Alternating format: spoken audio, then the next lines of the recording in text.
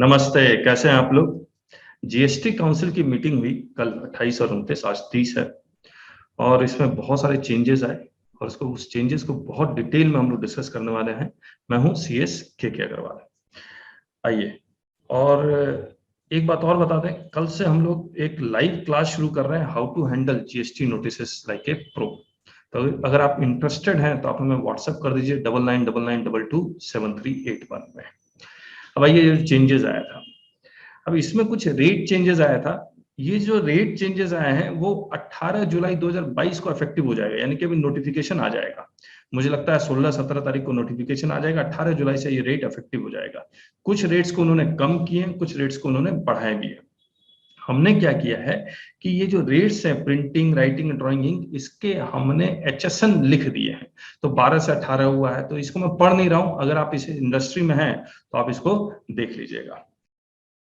तो ये जो क्या लिखा हुआ है ना, refund of accumulated ITC not to be allowed on following goods, इसका मतलब क्या हुआ कि अगर एडिबल ऑयल और कोल में इन्वर्टेड ड्यूटी स्ट्रक्चर के कारण या किसी और कारण अगर आपका आईटीसी एक्यूमुलेट हो रहा है तो उसका रिफंड नहीं मिलेगा। इसका मतलब तो यही निकलता है, बाकी नोटिफिकेशन आएगा तो और क्लैरिटी आएगी। फिर यहाँ पर इन्होंने एक सर्विसेज में जो रेट चेंज किया, services supplied by foreman to chit fund 12% with ITC of input services, पहले भी था, अब जो 18% of with ITC of input services.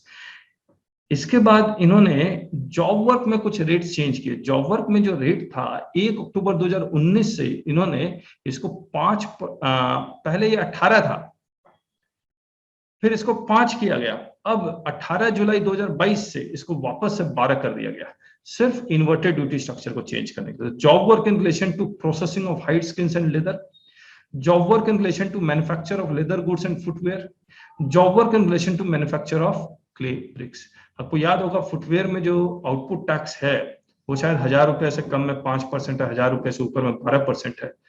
तो ये एक है। दूसरा, वर्क्स कॉन्ट्रैक्ट 1 अप्रैल 2019 में से रेट चेंज किया गया था और वो रेट कम किया गया था, पहले ज्यादा था 18 था, फिर 12 कर दिया गया, अब 18 जुलाई 2022 से फिर से इसको 18 कर दिया जा रहा है। तो ये रेट तो 12-12-5 से अब 18-18-12 कर दिया गया है। इसके बाद other GST rate changes recommended by the council, आप पढ़ लीजिएगा। इसमें जैसे ही रेट, एक याद रखिएगा, रेट 0 हो जाता है तो आउटपुट सप्लाई पे रेट 0 है तो उसका आईटीसी इनएलिजिबल हो जाएगा। तो 2 जगह है जहां पर उन्होंने रेट 0 कर दिया तो आईटीसी इनएलिजिबल हो गया। सर्विसेज के केस में transport of goods and passenger by ropeways, इसमें पहले 18% था, अब इसको 5% विद आईटीसी ऑफ सर्विसेज। ये मुझे नहीं समझ में आ रहा है, ये कहां से लेके आ रहे हैं। Renting of truck goods carriage where cost of fuel is included 18%।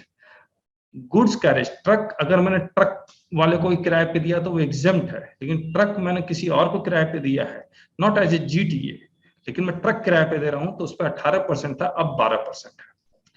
इसके बाद इन्होंने एक कुछ एग्जाम्शन विड्रॉ कर रहे हैं या रैशनलाइज कर रहे हैं, यानी कि और इसको क्लैरिटी दे रहे हैं कि जहां पर ही तो GST was exempted on specified food items, grain etcetera when not branded, और ब्रांडेड है तो वो ब्रांड का राइट आपने फॉरगो कर दिया है एक्शनेबल क्लेम के रूप। तो इसका एक पूरा सर्कुलर ये सब क्लैरिटी भी आई थी। It has been recommended to revise the scope of exemption to exclude from it pre-packaged and pre-labeled retail pack in term of legal metrology act, including pre-packed, pre-labeled curd, lassi and buttermilk। तो अगर आप pre-label कर देते हैं as per legal metrology act तो exemption आपको नहीं मिलेगा। इसके बाद कुछ एग्जाम्शन अगेन मतलब टैक्स लगाया गया है। जो चेक्स लूज और बुक फॉर्म में अगर आपको मिलता है, आप एक्स्ट्रा चेक बुक लेते हैं तो कुछ प्राइवेट बैंक्स उसका चार्ज लेते हैं, उस पर जीएसटी लगा दिया गया 18%। कुछ बातें और भी है। Parts of goods of heading 8801, ये aircraft, spacecraft and parts thereof है, उस पर 18% लगा दिया गया। इसके बाद इन्होंने petroleum coal bed methane 12%, scientific and technical instrument supplied to public funded research institutes applicable rate, तो इसका HSN देखना पड़ेगा। ई वेस्ट जिसपे पहले 5% था, अब 18% कर दिया गया। इसके बाद इन्होंने देखिए क्या किया, जो नॉर्थ ईस्टर्न स्टेट्स में और बागडोगरा में जो प्लेन वहां से उड़ते थे या जो लैंड करते थे सारा एग्जाम्प्ट था, अब इन्होंने कह दिया इकोनॉमी क्लास सिर्फ एग्जाम्प्ट होगा, एग्जीक्यूटिव क्लास टैक्सेबल हो जाएगा। सीरियल नंबर 16 आईजीएसटी का, ये सारे सीरियल नंबर आईजीएसटी के। फिर exemption on following services is being withdrawn, ये आप डॉक्यूमेंट आप डाउनलोड कर सकते हैं हमारी वेबसाइट masterlearnings.com से।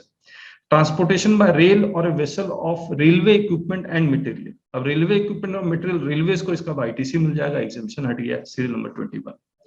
स्टोरेज और warehousing of commodities which attract tax, nuts, spices, copra, jaggery, cotton, 75B में इसको एग्जाम्पशन था, लेकिन इसके ऊपर टैक्स लग रहा है। अगर कॉटन पे टैक्स लग रहा है तो इसको स्टोरेज और वेयरहाउसिंग पे भी टैक्स लगेगा। कोपरा यानी कि गन्ना, उस पर अगर टैक्स लग रहा है तो उसके स्टोरेज और वेयरहाउसिंग पे भी टैक्स लगना पड़ेगा। Fumigation in a warehouse of agriculture produce, इसका एग्जाम्पशन विड्रॉ कर लिया गया। अब सर्विसेज में आरबीआई का सीरियल नंबर 27, आईआरडीए का 33, सेबी का 34 और एफएसएसआई का 49A, ये सब टैक्सेबल। एफएसएसआई में फूड लाइसेंस लेते हैं, टैक्सेबल है। सेबी कोई सर्विसेज प्रोवाइड करती है, टैक्सेबल है। आरबीआई कोई सर्विसेज प्रोवाइड करती है, टैक्सेबल है। आईआरडीए कोई सर्विसेज प्रोवाइड करती है, टैक्सेबल है। ये जीएसटीएन का एग्जाम्पशन क्यों विड्रॉ किया जा रहा है मुझे नहीं समझ में आ रहा है। जीएसटीएन जो सर्विसेज प्रोवाइड कर, जीएसटीएन बेसिकली गवर्नमेंट का है, अब ये किसको सर्विसेज प्रोवाइड कर रही है? क्या ये अपना डेटा किसी और के साथ शेयर कर रही है? तब ये तो क्यों किया गया है? हो सकता है कुछ जो एजेंडा आइटम्स आ जाए उसमें हम लोग पढ़ने को मिल जाएगा तो पता लगेगा, मिनट्स आ जाएगा तो पता लगेगा, मुझे अभी नहीं समझ में आ रहा है। दूसरा, ये बड़ा इंटरेस्टिंग अमेंडमेंट है, renting of residential dwelling to a business entities, यानी कि रजिस्टर्ड पर्संस को अगर आप रेजिडेंशियल ड्वेलिंग, यानी कि मान लीजिए Reliance industry limited, state bank of India अपने एम्प्लॉइज के लिए लीज पे कोई अकोमोडेशन लेती है तो उस पर टैक्स लगा दिया गया है। कौन देगा टैक्स? इस पर रिवर्स चार्ज तो है नहीं, तो मुझे लगता है आने वाले समय में इस पर रिवर्स चार्ज भी लगा लेंगे। अब अगर टैक्स लगता है तो क्या सामने वाले कंपनी को उसका क्रेडिट मिलेगा या नहीं मिलेगा? तो लग तो रहा है मिलेगा। तो now whether ITC shall be available और नॉट, एम्प्लॉइज के पर्सनल पर्पस के लिए तो हो सकता है नहीं मिलेगा, 17(5) भी अट्रैक्ट हो सकता है। तो ये बड़ा इंटरेस्टिंग है और देखना होगा कि गवर्नमेंट इस पे जीएसटी रिकवर कैसे करती है। तो मान लीजिए मैं इंडिविजुअल हूं, मैंने स्टेट बैंक ऑफ इंडिया को प्रॉपर्टी किराए पे दिया है, रेजिडेंशियल यूनिट्स किराए पे दिया है और मुझे रजिस्ट्रेशन करवाना पड़ेगा, तब तो मैं जीएसटी कलेक्ट करूंगा। तो एज एन आउटवर्ड सप्लाई मुझे रजिस्ट्रेशन करवाने की जरूरत नहीं है, क्योंकि मेरा 20 लाख से ज्यादा का टर्नओवर होगा नहीं तो मैं रजिस्ट्रेशन नहीं करवाऊंगा। तो ये इफेक्टिव तभी होगा जब इस पे रिवर्स चार्ज आए। तो इस पे रिवर्स चार्ज के बारे में अभी तक कोई बात हुई नहीं है। अब आइए, services provided by code blood banks by way of preservation of stem cells, again इस पे एग्जामिनेशन विड्रॉ कर लिया गया है। फिर कुछ और चीजें हैं, ये अगेन इंटरेस्टिंग हो गया। Hotel accommodation price up to ₹1000 पर day shall be tax at the rate of 12%। पहले एग्जाम था, अब कोई होटल में पहले 1000 से कम 1000 से ज्यादा वो सिंपल सिस्टम ही खत्म हो गया। 1000 से ऊपर है टैक्सेबल है, 1000 से नीचे एग्जाम्प्ट है, तो आईटीसी को अपॉर्चमेंट करना पड़ता था। अब आईटीसी अपॉर्चमेंट करने की जरूरत नहीं पड़ेगी। ये बहुत इंटरेस्टिंग है, मुझे कुछ ये कैसे इंप्लीमेंट होगा। बोला room rent excluding ICU exceeding ₹5000 per day पर पेशेंट। आज अगर मैं किसी हॉस्पिटल में इलाज करवाने जाता हूं और होटल भी लेता हूं तो एक कंपोजिट सप्लाई हेल्थ सर्विसेज का हिस्सा है। अब इन्होंने क्या कर दिया कि बोलता है भले कंपोजिट सप्लाई का हिस्सा, उसके बावजूद हम होटल रूम का रेंट अगर ₹5000 पर डे से ज्यादा है तो उस पर टैक्स लगाएंगे। तो ये देखना होगा ये कैसे इंप्लीमेंट होगा, क्योंकि मैं तो ये मानूंगा कि भैया वो हेल्थ सर्विसेज का हिस्सा है। आज फूड सप्लाई होता है हॉस्पिटल में, वो हेल्थ सर्विसेज का हिस्सा है। रूम दिया जाता है, हेल्थ सर्विसेज का हिस्सा है। और कई सारे जजमेंट्स भी आ चुके हैं AAAR के और AR के भी, जहां पर एग्जामिशन है। अब ये कार्व आउट कर रहे हैं कि नहीं नहीं, आपने एक ट्रांजेक्शन किया है, सिंगल ट्रांजेक्शन में एक ट्रांजेक्शन हटा दीजिए जिसमें ₹5000 से ज्यादा का रूम रेंट है, उस पर आपको टैक्स देना पड़ेगा। अब देखते हैं ये आने वाले समय में ये किस तरह से चलता है। फिर ट्रेनिंग और कोचिंग इन रिक्रिएशन, आर्ट्स, कल्चर, स्पोर्ट्स, अगर इंडिविजुअल सप्लाई कर रहा है तो एग्जाम्पशन है, वरना ये टैक्सेबल हो जाएगा। GST on casino, race course and online gaming. Online gaming बहुत सारे हैं, पोकर चल रहा है, ड्रीम 11 चल रहा है, बहुत सारे चल रहे हैं। आप बहुत सारे स्पोर्ट्स पर्सन देखेंगे उस पर वो टैक्स लगाना चाह रहे हैं, लेकिन अभी इसको री एग्जामिन के लिए भेज दिया गया ग्रुप ऑफ मिनिस्टर्स को। क्लासिफिकेशन ऑफ जीएसटी रेट, ये कि फ्लाई ऐश ब्रिक्स में 90% कंटेंट होगा तो इतना होगा, नहीं होगा तो इतना होगा। जो 12% और 18% का लेके आए हैं तो वो 90% का सिस्टम हटा दिया गया है। बाकी आप पढ़ लीजिएगा, मैं पढ़ देता हूं। इलेक्ट्रिकल व्हीकल्स वेदर और not fitted with a battery pack are eligible for the concessional GST rate of 5%। All fly ash bricks attract same concessional rate irrespective of fly ash content. फिर इसी से related the condition of 90% of fly ash content with respect to fly ash bricks applies only to fly ash aggregate and not fly ash bricks. As a simplification measure, the condition of 90% is being omitted. बाकी आप पढ़ लीजिएगा। इसके बाद हम लोग आते हैं classification relation to GST rate on services. अब इसमें आइसक्रीम पे मान लीजिए रेट 12% था, और आइसक्रीम पार्लर अगर आइसक्रीम दे रहा था तो बोलता था ये आइसक्रीम जो दे रहे हैं आप वो गुड्स है, बाकी आइसक्रीम पार्लर बोल रहा है it is a supply of services, तो 5 लगेगा या 12 लगेगा? तो उन्होंने क्लैरिफाई कर दिया भैया 1 जुलाई 2017 से 5 अक्टूबर 2021 तक उस पर 5% लगेगा। इसमें माइग्रेशन सर्टिफिकेट ये सब एग्जाम्प्ट है, इस पर मैं ज्यादा बोलूंगा नहीं। Activity of selling of space for it, चलिए ये अगेन इस पे renting of vehicle with operator for transportation of goods on time basis is classifiable under this 9966 and attracts GST at 18%. GST on such renting where cost of fuel is included in the consideration charge is being prescribed at 12%. तो 18 से 12 कर दिया गया। ये काफी ज्यादा courts में भी डिस्प्यूट रहा कि जो प्रेफरेंशियल लोकेशन चार्जेस है इसके ऊपर जीएसटी लगेगा नहीं लगेगा, तो इन्होंने कह दिया हम लगाएंगे, long term lease of land का पार्ट होगा, लगाएंगे। लेकिन इन्होंने ये इस पे भी कुछ कोर्ट केसेस आए, sale of land after levelling, laying down of drainage line etcetera.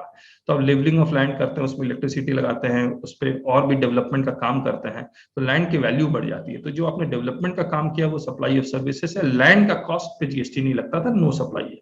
अब इन्होंने कह दिया डेवलपमेंट के काम करने के बावजूद उसको हम लोग लैंड ही मानेंगे, उस पर जीएसटी नहीं लगेगा। अब आगे अदर मिसलेनियस प्रोविजंस में, हाँ, ये GTA is being given option to pay GST at 5%, 12% under forward charge. Option to be exercised at the beginning of the financial year. RCM option to continue. तो ये GST portal में नजर ही नहीं आता, तब शायद नजर आएगा इसको। इसके बाद ये जो है सारा 18 जुलाई, आज से 17-18 दिन बाद ये एप्लीकेबल होने वाला है।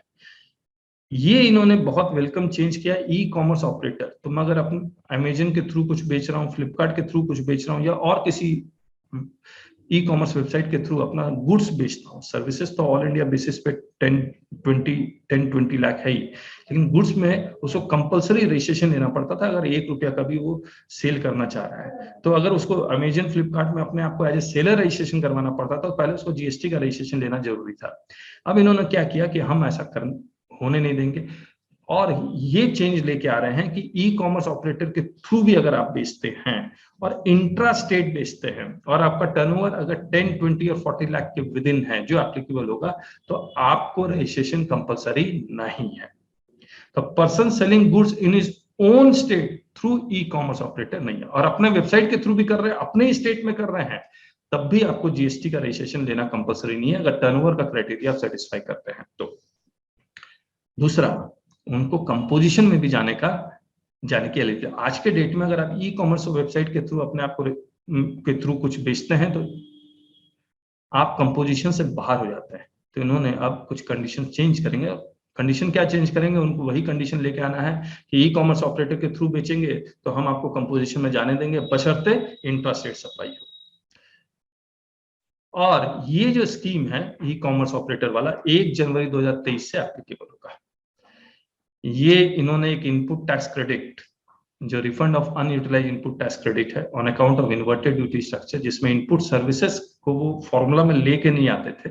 जब वो फॉर्मूला में लेके नहीं आते थे तो ऑब्वियसली रेशियो कम हो जाता था, रेशियो कम हो जाता तो उसको रिफंड कम मिलता था।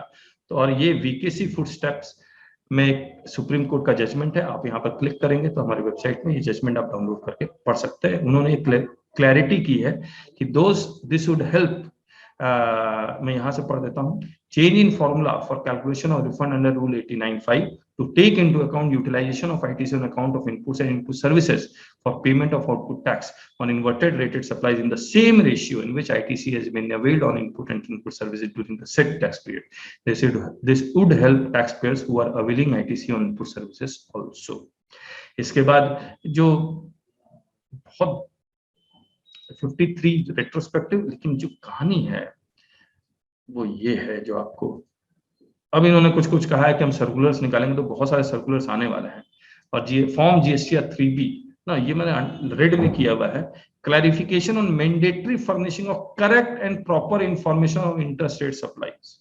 तो जीएसटी 1 में जो इंटरस्टेट सप्लाई आपने डाला है वही इंटरस्टेट सप्लाई का जो IGST कंपोनेंट करेक्ट आप 3B में भरे। उसके लिए वो क्या मेजर ले रहे हैं वो तो 3B में वो फॉर्म चेंज करके बताएंगे। और अभी तो क्या है 17/5 का ब्लॉक क्रेडिट और रूल 42-43 का जो रिवर्सल है वो एक ही साथ है। अब मुझे लगता है 3B फॉर्म में जो 17/5 का जो क्रेडिट आपको जो ब्लॉक किया जा रहा है उसको वो बाइफरकेट कर देंगे कि मोटर कार का कितना ब्लॉक है, पर्सनल एक्सपेंसेस कितना ब्लॉक है, उस तरह से वो बाइफरकेशन करेंगे मुझे जो लग रहा है इनएलिजिबल, ताकि और करेक्ट प्रॉपर इंफॉर्मेशन मिल पाए। Clarification on various issues relating to interpretation of 17/5। दूसरा ये जो थर्ड पॉइंट है ये again this is very interesting. मेरा एक बड़ा सिंपल सा मानना था ये बात कि अगर एम्प्लॉयर को कोई सर्विसेज प्रोवाइड करता तो नो सप्लाई है। एम्प्लॉयर और एम्प्लॉय में कॉन्ट्रैक्ट हुआ कि एम्प्लॉय सर्विसेज प्रोवाइड करेगा और एम्प्लॉयर उसको सिर्फ रहने के लिए घर देगा और 1 रुपया कैश में देगा। तो जो रहने के लिए घर दिया है क्या उसके ऊपर GST लगेगा या नहीं लगेगा? तो ये clarification issue of perquisite provided by employer to the employee as per contractual agreement, मेरा यह मानना है नहीं लगेगा। Whether to be treated as no supply as part of consideration as per contract of employment. इसके बाद ड्यूटी क्रेडिट स्क्रिप्ट ये सब तो है। ये अगर सिस्टम आपका रजिस्ट्रेशन कैंसिल करता है क्योंकि आपने रिटर्न लगातार कुछ समय तक फाइल नहीं किया और अगर आपने फाइल कर दिया तो सिस्टम ही रिस्टोर करेगा, प्रॉपर ऑफिसर के पास जाने की जरूरत नहीं है। Comprehensive changes in 3B। आज 3B में सबसे बड़ी प्रॉब्लम यह है कि 3B में मान लीजिए मैं मई का 3B भर रहा हूं और अप्रैल का भी उसमें कुछ GST का एलिमेंट है तो उसका बाइफर्केशन 3B में होना चाहिए। तो वैसे वैसे बाइफर्केशन 17/5 का एलोबरेट 17/5 में कौन कौन सा रिवर्सल ब्लॉक हो रहा है, रूल 42 का अलग, रूल 43 का अलग, कैपिटल गुड्स का अलग, दूसरा ITC जो मैं क्लेम कर रहा हूँ इनपुट का अलग, इनपुट कैपिटल गुड्स का अलग, इनपुट सर्विसेज का अलग। मुझे लगता है ये सारा कुछ वो डिटेल अब करेंगे क्योंकि अब तो ये गवर्नमेंट भी मान चुकी है 3B अब रहेगा कई सालों तक। जब 3B कई सालों तक रहेगा, पहले तो ये समरी फॉर्म में था, अब ये एक्सपैंड होगा, 3B बहुत ज्यादा एक्सपैंड होगा, ये कम से कम 3-4 पेज का होगा अब ये। इसके बाद जो डराने वाला है वो ये है सेक्शन 73। अब हम लोग को लग रहा था 17-18 का जो सेक्शन 73 का जो लास्ट डे का ऑर्डर पास करने का जो डेट है उन्होंने इसको एक्सटेंड कर दिया 30 सितंबर 2023 तक। पहले ये फरवरी 2023 तक था, सितंबर, अब उसको सितंबर 2023 तक कर दिया। अब जैसे ये सितंबर 2023 तक कर दिया, 3 महीने पहले तक वो नोटिस भेज सकते हैं। तो ये इश्यूएंस ऑफ ऑर्डर, तो ये पहले हमें लग रहा था अब खत्म होने वाला, लेकिन खत्म नहीं होने वाला। 17-18 की तलवार आपके ऊपर सेक्शन 73 की लटकी रहेगी।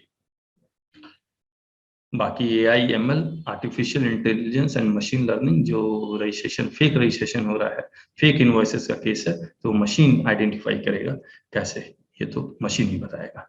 तो इतना ही था और मैंने जल्दी किया है, इसमें कोई डाउट नहीं है, लेकिन और इससे ज्यादा मैं स्लो करता तो आप भी बोर हो जाते। तो उम्मीद है आपको ये पसंद आया होगा।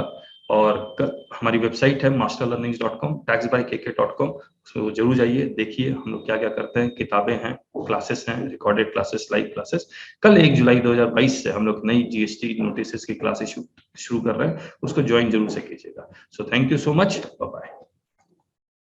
करो करो।